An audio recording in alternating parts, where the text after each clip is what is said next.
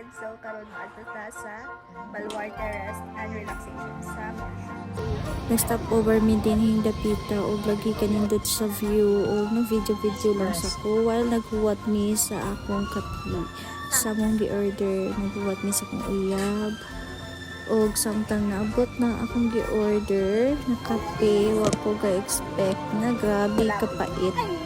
Nakita niyo diha akong reaction.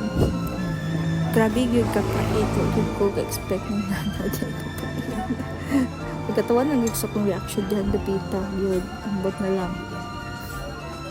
Almost 4 hours po naman yung biyahe. Grabe po, good ulan oy.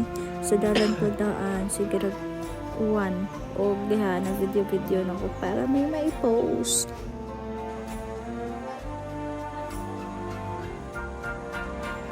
Kini kay pagkaugma na ni kay grabe uwana pag abot na mo sukad na gabi na lang kaya pagkaugma na lang ni nag video o naglaag-laag.